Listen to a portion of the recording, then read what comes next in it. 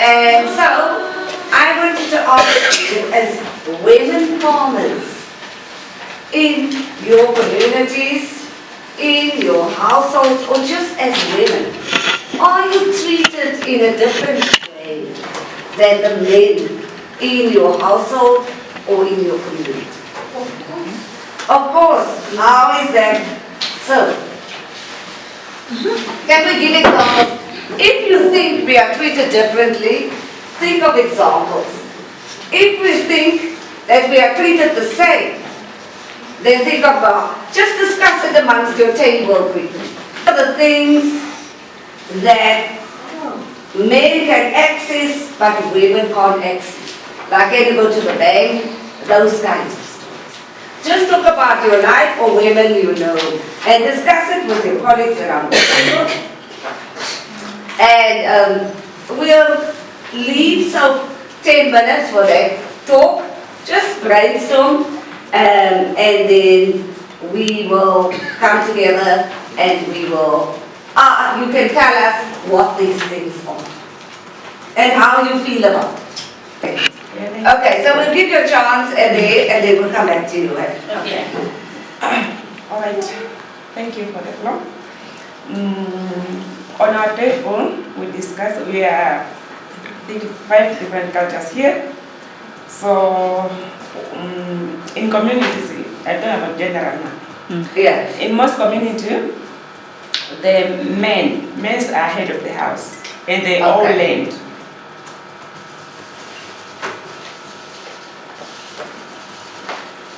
In some cultures, again, parents favor sons than daughter.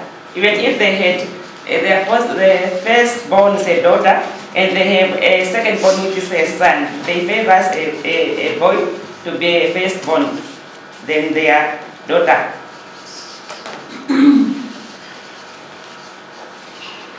Okay. In most communities, in different cultures, you know, in communities they have committees. Yeah. In those committees, they prefer to have a chairman, not a chairlady.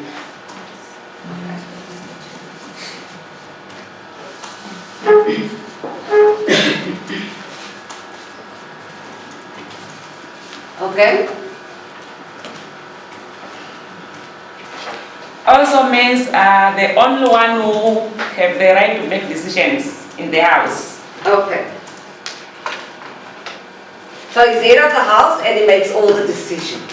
Yes. We put it there. Okay. That's the point.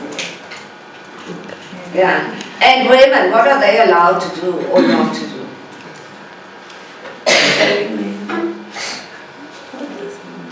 We just focused on men. We only focus on men. You always only focus. She's gonna help you ask. Good morning once more, my sisters. I have already introduced myself from Zambezi. Culturally in Zambezi, a man is the head of the family. That's point number 1. Most of the house chores are done by a woman. We are inherent. Okay, so domestic work, no? Yes. And household work. Okay, so that was what women do. Fetching water. I just wanted to ask, is it the same in all cultures? The domestic work and the housework, they do the women. Yes. And we are interested to know whether the men share the work. So you can tell us later, do men share the work? Yes, a man will just be relaxing, waiting for food to come on the table. That was our meat. And then, surprising enough, a woman carries a child for 9 months in the womb. But when that child is born, is not allowed to register any of her mother's name. Surname. The surname, yes. Yes. In most cases, if you are married, you are not allowed to register the land that you have with your husband. But the husband will be the owner of the land. Okay, so you can't get access to, you can't register. Yes. as the owner of land. Yeah, mostly when you are married. Do we own the land or do you have permission to occupy? She's going to help us out with that one. Okay. In the Sylvie, in the rural areas, in the communal areas, can women own the land? Can people own the land? Yes. Okay, not register as an owner of land. So, what happens if you decide you don't want this husband anymore? What happens to the land if you can't register? Traditionally and culturally, you are married. Yeah. You have to leave your family to go to the husband's place. Yeah. Now, if you are divorced, you have just to move out of the land, go back to your family without land. Only some items that you will be provided with. So in case of divorce. Yes, in case of divorce. Okay. Then maybe when you are out there with your parents, then you can be able to look for land. They can still give you the traditional, ours is a communal land. You go to the traditional traditional leaders, they will give you land if it's there. Okay. So the traditional authorities will give you land. Yes. Okay. And there's also, for example, my father owned the land. When I go back there, I go back to my father's land and I operate, whether I go farming or whatever, in my father's land now, as a single woman. Okay. So single women get land from the fathers. Yes. Okay. But not in their own name. So if you go back to your father's, are you again a child in his household or can you make decisions on your own? No, you are a child. You return to being a minor. Yes. So you become a minor. Yes. Yeah. No matter how old you are. Is that the case? Yes. Do you still want to add anything? Does anyone in that group still want to add? No, you said everything. Then, Some of our points are already. yeah, now mention the ones that were not mentioned yet. In our group, we discussed that women are mostly provide financially for their family, like to buy foods more than men. That is what we discussed. Okay, so women are the providers of food in your group. So they are responsible to make sure that there is household food supply. And women look at men as their house taker, providing building materials and what else? To provide building materials and to make what? For the house to look. So they must collect the materials. Yeah. Are you talking about a traditional house? Yeah, it's like. So must they go and I don't know in what region are we talking? Oshikoto region. Oshikoto. Culture. Yeah, so they collect the sticks. Yeah, they collect sticks, and what? Yeah, and the roofing, the grass, Yeah. the roofing. Yeah. Is that the same in most cultures? No. Not? Okay, so those are heavy loads that women must carry. Yeah. So they must collect building material. That's for men. That's for men, not for men. Oh, the men must Yeah. collect the building, excuse me. Yeah. Okay. And can we add? Is there anything more to add? Is there anything more we want to add? You have the same issue with land. Can you access land directly or must you go through a husband or a farmer? About lengths. I don't know about lengths. In Maybe Oshikoto. married women, they can talk about it. I don't know about that. Those who are farmers, can we hand over? I didn't forget you. If you are a farmer, how did you get your land? We don't have the right to get a we are under the men. Because you're under a man. Yes, we are under the men. Okay. But the government has introduced the Communal Land Reform Act, which you would probably talk about, that allows the women to get land. Is it implemented in your state? Yeah, that is the next now we are trying to fight You're trying to get the law implemented. Okay. But they don't have land, that's one issue. Yeah. There isn't land to redistribute. The men are taking it all away. No, No, like now we don't have a right, the rent is not in our names, because only for the husband. But if you do something, you can do it. Like now we have a gardens, you can use that rent, but it is not yours, it's for owner for your husband. And what happens to the produce that you produce? If the husband owns the land, what happens to the produce? You still share? You still share. How do you share? Like if you made your mango, and how do you share the mango? How much must he get and how much must you get? We just only put in a one place. We are not divided. But long time they were divided. The men having their own mahangos, and you just get a small cut mahangos. And when the husband died, the family for the husband will take everything because So you're right. You don't have a right to inherit. Now, everything must go for the family for the husband. yes. Sisters, one thing I forgot is about the funerals. When we had death in the family, most of the arrangements will be done by women. Men will just take their folding chairs and they sit. Wait for everything to be done by women. In most cases, we may be meetings there, but most of the activities, like buying food, cooking, running everything, it's women who do that. Even in choirs from the churches, men don't join women. You find, it's true, men. You will find the choir is only consisting of women. Men will just be seated there watching. And then during the funeral also, women in our culture do the most crying. Only few individuals can cry on the side of the men. You see? Now it's time to bury the deceased. Okay?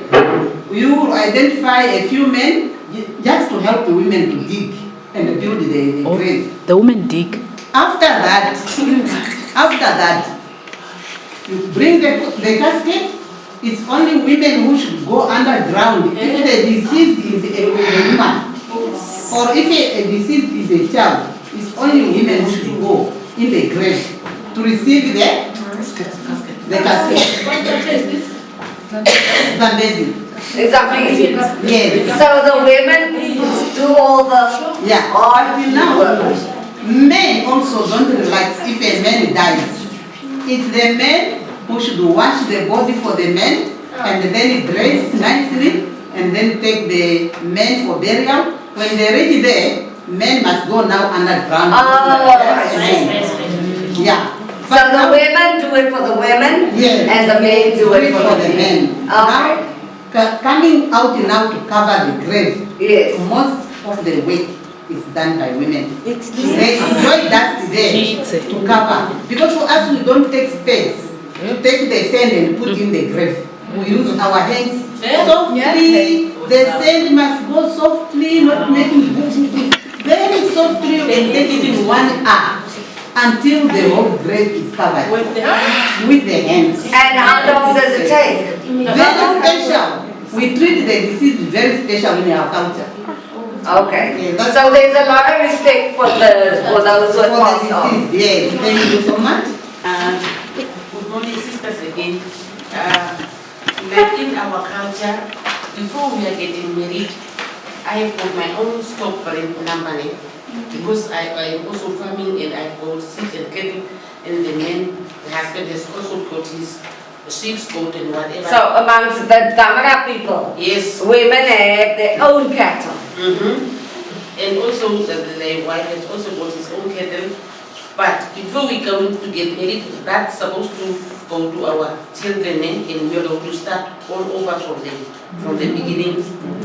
Because so it means that my stock brand number, it remains mine until the men pass on, and then I can carry on with that one when he's not carry on, because I put my own land and my stock brand number also.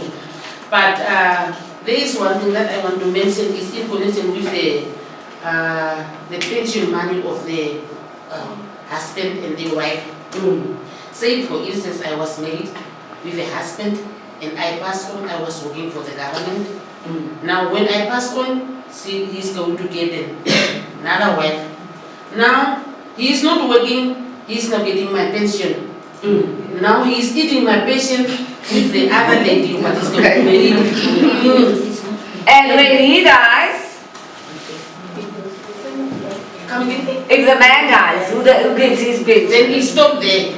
Now when I die, my pension is eaten now by another lady who was not working, and my kid is now suffering under that, because now he's going to marry another woman, eating my money with another lady, which was not totally not getting bringing income to the house. Now I understand, but can you, because that property belongs to you, can you make a will? Can you make a will to say that if you pass on, I can't.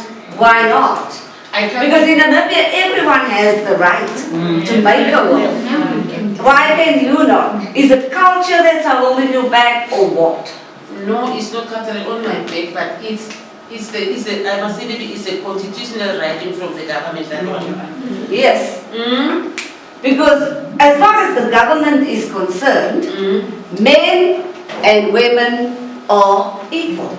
We have a law that says Married Persons Equality Act. So the law says Married Persons Equality Act. And that act, if you don't know about it, gives you the right in marriage to have the same rights as your husband. Because in the cultures, I'm going to come to you, women are thought to be a minor. She's under the man. But in our constitution, everyone is equal. So now we have a constitution. Can I go over? We'll come back to this because we're going to discuss this. We're going to discuss it today, we're going to discuss it tomorrow, because you are going to develop a response to it. So we have a constitution. And the constitution is the basic law of the country. No one can go against the constitution, not even the government. And we're going to try in the week to go to government or to the Legal Assistance Center to try and get a copy of the constitution so that you all have one, so that you know your right.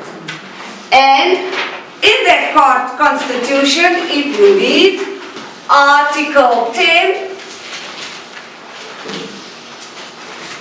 it says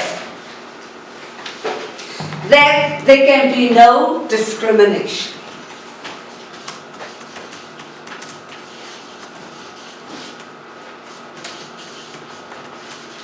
It says all persons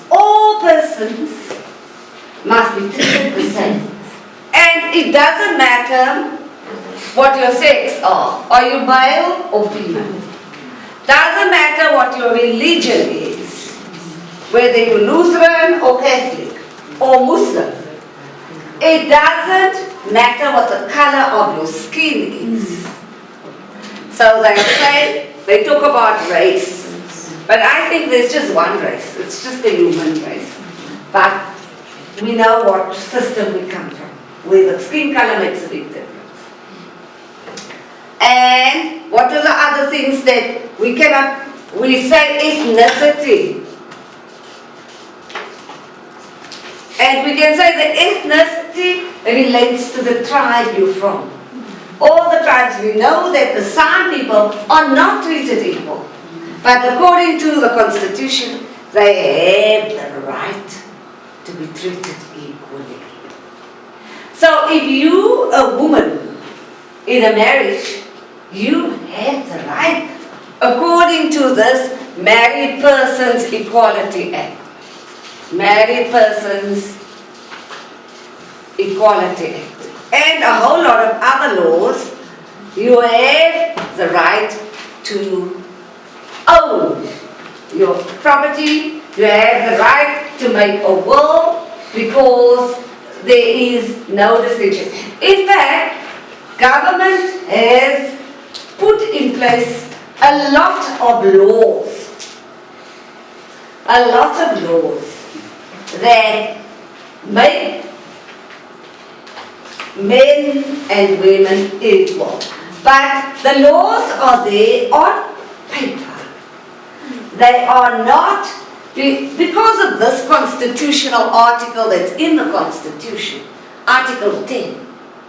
And also, we know that women suffer violence. Do you have violence in your community? Yes. Who commits the violence? Men. But Article 8 of the Constitution, Article 8 of the Constitution says that everyone must be treated with dignity. Now beatings and all that does not give you dignity, it humiliates. Right? And this relates, for example, to torture and violence and psychological abuse, verbal abuse and all those things. Emotional abuse, all kinds of things. Because Article 8 says you cannot take away another person's dignity. So, but we're going to talk about gender-based violence as well. What kind of violence do women suffer in the community? Is there anyone who wants to talk about the violence? I know your hand was up. Did you finish your contribution? Then, I know I've got a slide presentation, but I don't know if I want to use it because we're having such a nice conversation. One of the husband's brothers must cleanse her after his death, and he has to have sex with her in order to cleanse her. So amongst the area, yeah, you can talk about it. You must talk about it. That's why we're all women here, because we want to talk about it. She doesn't like the guy. Does she have a choice? Huh? She doesn't want it. Because with the area again, the wife's brother the husband's brother supposed to inherit you and the kids so that the property stays in the family. But some women don't want to marry the husband's brothers. Yeah. And they go back and they'll say, I climbed this mountain alone. No? They go back and they say, I climbed this mountain alone, and they take their children away because they don't have the right. Maybe they go back to their families. But they don't have the right to inheritance. My last point here is, we have these marital regimes, community of property, default position in the, what used to be the police zone, south of the red line. Then, that's, let's say, 50-50. Marital property belongs to everyone. And when the husband dies, the woman automatically inherits the property, and she has to have the property registered in her own name. But the other default is that it is almost like a prenuptial agreement that says everything that belongs to me belongs to me. And if I die, I will make a will to say who can inherit. And most of the time they do leave it to their wives and their children in the will. But then we have an accrual system that says what you brought into the marriage. Let's say you had a house before you got married. That one stays your property and you can make a will. And whatever the husband brought into the marriage is his property. And he can't. Can I borrow you 1 minute? Yeah, I'm going to come now. Just want to finish the point. And then the accrual system is whatever you brought into the marriage belongs to you each. But what you accumulate in the marriage is then shared because that's the accrual system. But here in the law,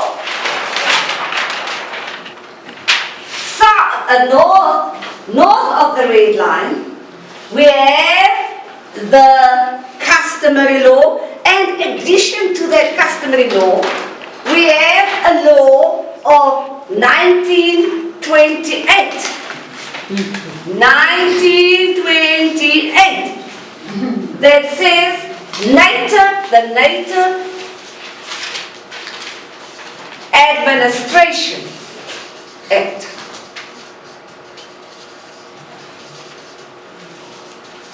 And that act says all marriages that takes place, and the people of Ministry of Lands can explain that to us. Now this act, the Constitution, the Supreme Court in 2003 ruled that it is unconstitutional because it's based on discrimination. But that act says all marriages contracted north of that red line, and they use the word Bantu in the act, which is discriminatory. They say, will fall under the regime that all marital property belongs to the man. And that law has not yet been taken off the books. So they are the first to die. Yeah. And so, that marital law, that property is then subject to customary law. And that's where I'm going to leave it. I had a lot of issues we wanted to discuss, like gender-based violence and all that, but we don't have time now because we explored the issue that you were most interested in. And so, I will hand over to Agnes, and I want to say thank you very much for your attention.